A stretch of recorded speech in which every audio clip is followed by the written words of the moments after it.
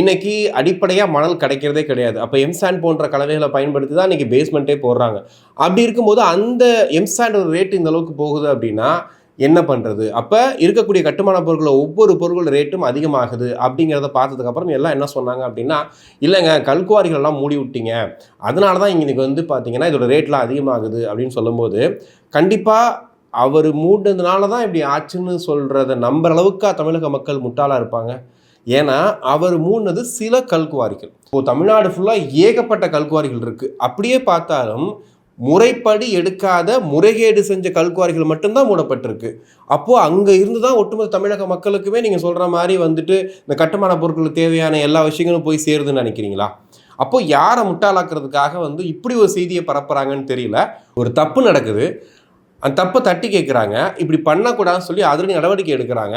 அப்படி நடவடிக்கை எடுத்தனால இன்னைக்கு இவ்வளோ பெரிய பிரச்சனைகள் வந்திருக்குன்றதையும் வந்துட்டு எப்படி எடுத்துக்கிறதுன்னு தெரில. அப்புறம் எப்படிப்பா வந்து இந்த ரேட்லாம் ஏறுச்சு அப்படின்னு கேட்டிங்கன்னா, அங்கே தான் வந்து ஒரு மாஸ்டர் ட்விஸ்ட்டே இருக்குது. என்ன பண்ணுறாங்க அப்படின்னா, ஒன்றும் இல்லை, சிம்பிள்.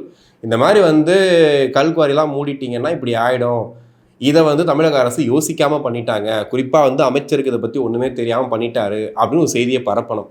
இதையும் தாண்டி இந்த கல்குவாரி ஓனர்ஸ் இருக்காங்க பாருங்க, அந்த வியாபாரிகள் இருக்காங்க பாருங்க, இடைத்தரகர்கள் இருப்பாங்க இல்லையா, இவங்களோட மைண்ட் செட் என்ன அப்படின்னா, இந்த ஆட்சிக்கு ஒரு களங்கத்தை உண்டு பண்ணணும்.